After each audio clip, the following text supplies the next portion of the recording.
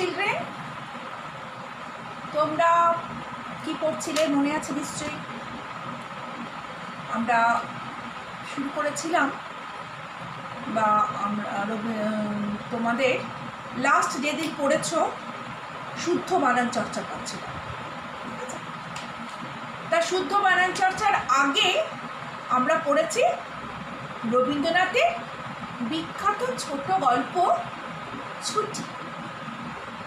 আজকে আমরা আর গ্রামার পড়ব না, আজকে আমরা আবার সাহিত্য পড়ব, অর্থাৎ লিটারেচার।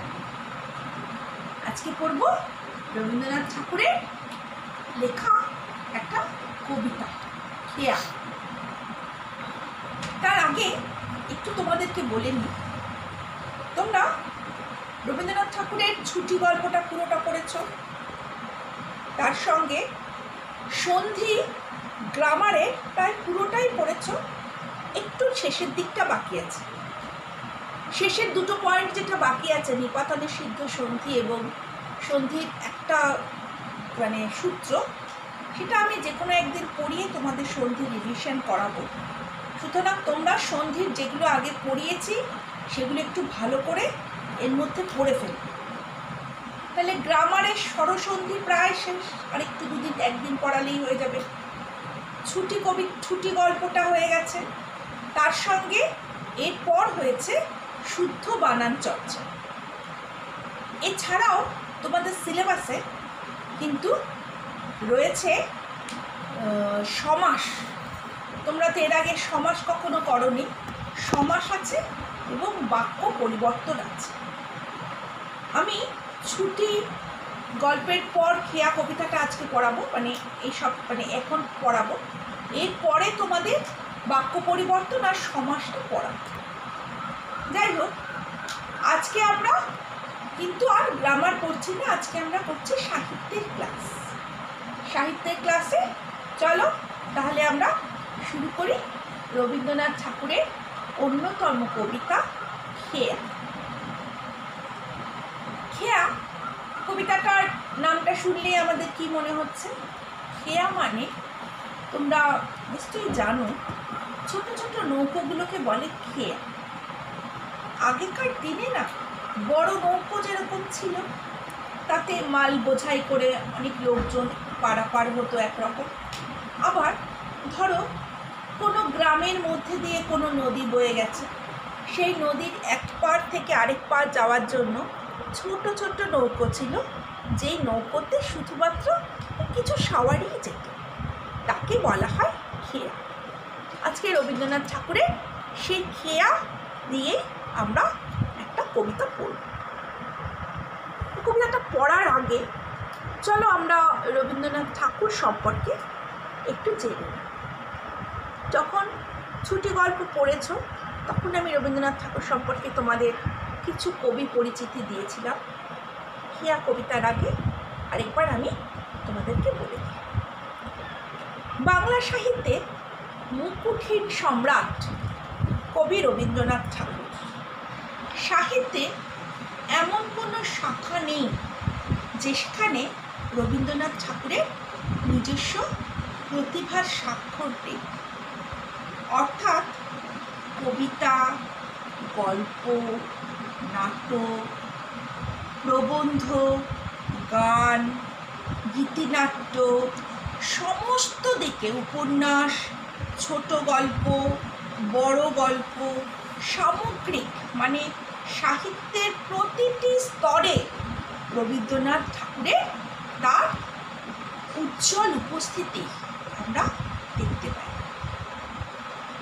1861 খ্রিস্টাব্দে 7ই মে কলকাতার বিখ্যাত জোড়াসাঁকো ঠাকুর পরিবারে রবীন্দ্রনাথ ঠাকুরের জন্ম হয়। প্রথাগত শিক্ষা তিনি কিন্তু গ্রহণ করেননি, অর্থাৎ রবীন্দ্রনাথ ঠাকুর কী করতেন? প্রথাগত শিক্ষার যে স্কুল শিক্ষা, স্কুলে যাওয়া, তিনি ভীষণভাবে ঘোর বিরোধী ছিলেন। সুতরাং তিনি 2-4 বছর স্কুলে যাওয়ার পর আর তার স্কুল ভালো লাগত না। তিনি কিন্তু প্রথাগতভাবে সেভাবে শিক্ষালাভ করেননি স্কুলে গিয়ে। কিন্তু কিন্তু গৃহ শিক্ষকের কাছে তিনি সংস্কৃত, ইংলিশ, বাংলা, সঙ্গীত বিভিন্ন সাবজেক্ট নিয়ে গভীরভাবে পড়াশোনা করেছিলেন। ছোটবেলা থেকেই রবীন্দ্রনাথ ঠাকুরের মধ্যে না একটা কাব্য প্রতিভার পরিচয় পাওয়া যায়। অর্থাৎ যখন তিনি ছোট তবে থেকেই তার মধ্যে একটা ভেতরকার একটা ইনার যে কবিতার প্রতি বা কাব্যের প্রতি বা কিছু লেখার প্রতি একটা মৌলিকতা, একটা সহজাত প্রবৃত্তি, সেটা লক্ষ্য করা যায়।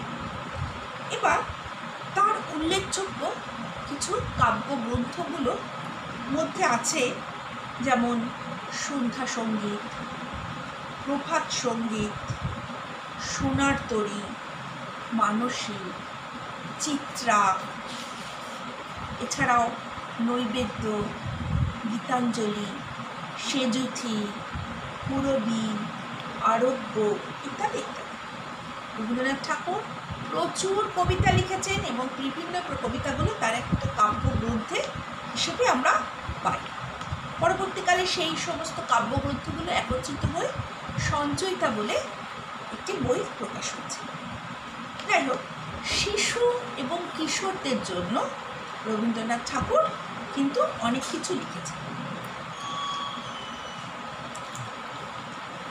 যেমন শিশু কিশোরদের জন্য তিনি লিখেছিলেন কথা কাহিনী, সহজ পাঠ, রাজর্ষি, ছেলেবেলা, শিশু, শিশু ভোলানাথ, হাস্যকৌতুক, ডাকঘর প্রভৃতি।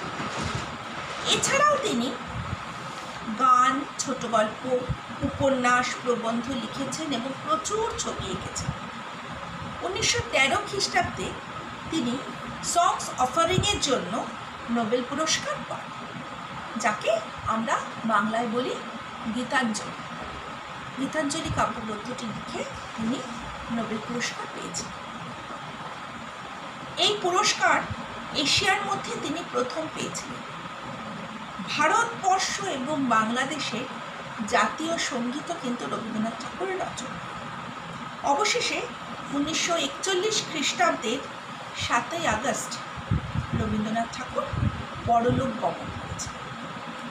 তাহলে এই হলো মোটামুটি রবীন্দ্রনাথ ঠাকুরের কবি পরিচিতি বা রবীন্দ্রনাথ ঠাকুরের জীবনকাহিনী। আমরা আজকে যে কবিতাটি পড়ব সেই কবিতাটির নাম হচ্ছে খেয়া।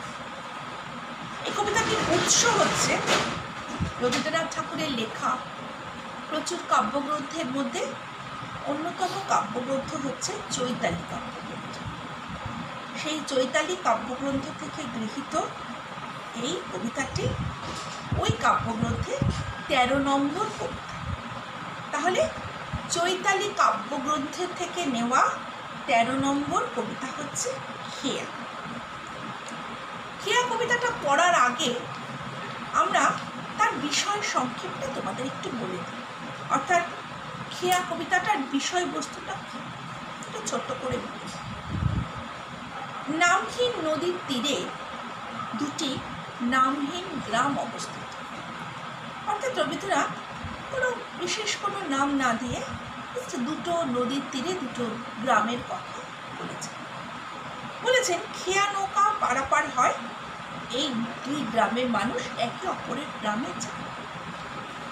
দুই গ্রামের মানুষের মধ্যে ভাবের আদান প্রদান হয়, গড়ে ওঠে আত্মিক যোগাযোগ।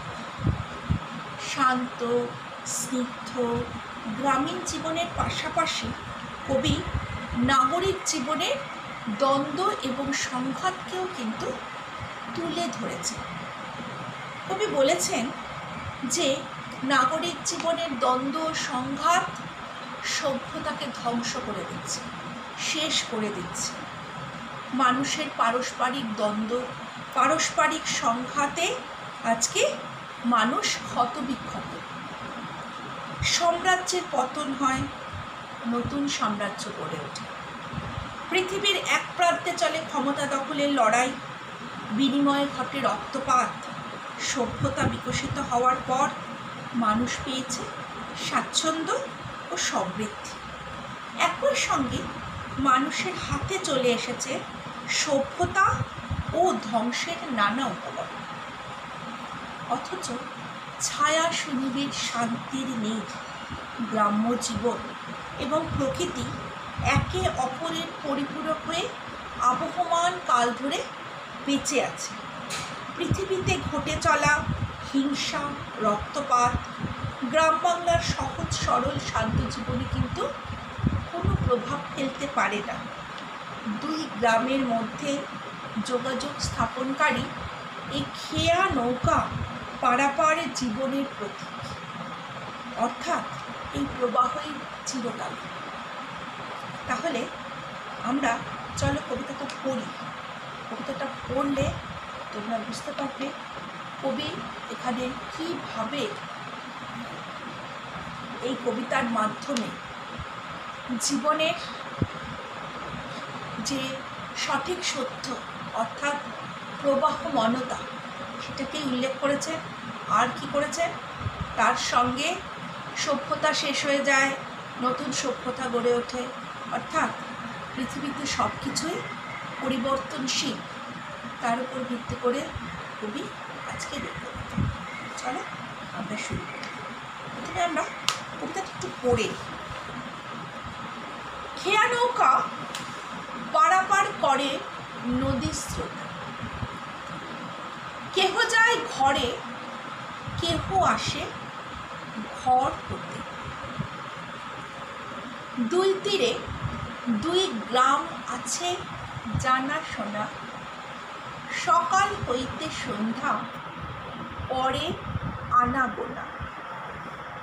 পৃথিবীতে কত দ্বন্দ্ব, কত সর্বনাশ, নূতন নূতন কত গড়ে ইতিহাস। রক্ত প্রবাহের মাঝে ফেনাইয়া ওঠে সোনার মুকুট, কত টুটে আর ফুটে। সভ্যতার নব নব তৃষ্ণা ক্ষুধা, ওঠে কত হলাহল, ওঠে কত সুধা। শুধু হেথা দুই তীরে কে বা জানে নাম, দোহা পানে চেয়ে আছে দুইখানি গ্রাম। এই খেয়া চিরদিন চলে নদীর স্রোতে, কেহ যায় আসে, কেহ আসে ঘর হতে। খুব ছোট কবিতা, তবে কবিতাটা পাঠের মধ্যে দিয়ে তোমরা নিশ্চয়ই বুঝতে পারছো যে কবিতাটির মধ্যে কোনো একটি নাম না জানা গ্রামের কথা এবং তাদের মধ্যে নৌকা পারাপারের কথাটাই কিন্তু মূল প্রতিপাদ্য বিষয়। তাহলে আমরা প্রথম লাইন থেকে শুরু করি। খেয়া নৌকা পারাপার করে নদীর স্রোতে, কেহ যায় ঘরে, কেহ আসে ঘর হতে। অর্থাৎ কবি বলতে চেয়েছেন কোনো এক জায়গায় যেখানে খেয়া নৌকা অর্থাৎ ছোট নৌকা এক পার থেকে অপর পার অর্থাৎ পারাপার করে, এবং সেই নৌকাতে করে কি হয়েছে, কেউ নৌকা চড়ে সব কাজ ছেড়ে তার বাড়ি যাচ্ছে, আর কেউ সকালে উঠে তার কাজ করার জন্য নৌকা চড়ে স্থানান্তরে যাচ্ছে। এইভাবে একটা যাওয়া আসার একটা ভাব বা যাওয়া আসা গড়ে ওঠে। দুই তীরে দুই গ্রাম আছে জানাশোনা, সকাল হইতে সন্ধ্যা পরে আনাগোনা। বলছি যে এই যে যে কেহ যায় আসে, কেহ আসে ঘর হতে, তাহলে এটা কোথায় আসছে?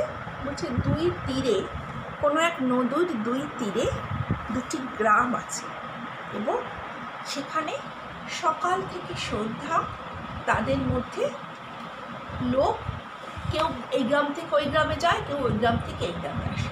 অর্থাৎ লোকের জানাশোনা, মনের ভাব বিনিময়, আদান প্রদান। তাহলে এই কবিতাটি আমরা আজকে প্রথম 4 লাইন পড়লাম। তোমরা ভালো করে পড়বে কবিতাটা, তোমাদের পাঠ সংকলনের কবিতা এটা। কবিতাটা তোমাদের সিলেবাসে আছে NCERT অনুযায়ী।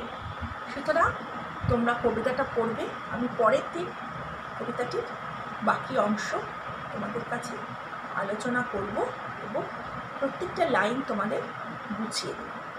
তাহলে আজকে আমরা কবি পরিচিতি পড়েছি, তার সঙ্গে খেয়া কবিতার উৎস পড়েছি, তার সঙ্গে পড়েছি খেয়া কবিতার বিষয়বস্তু বা সারসংক্ষেপ। তোমরা খুব ভালো করে শুনবে এবং কোনো রকম কোনো অসুবিধা হলে আমাকে জিজ্ঞেস করবে ফোন করে। পুরো কবিতাটা কিন্তু অতি অবশ্যই রিডিং করবে, নাহলে কালকে আমি যখন বোঝাবো তোমাদের কিন্তু বুঝতে খুব অসুবিধা হবে।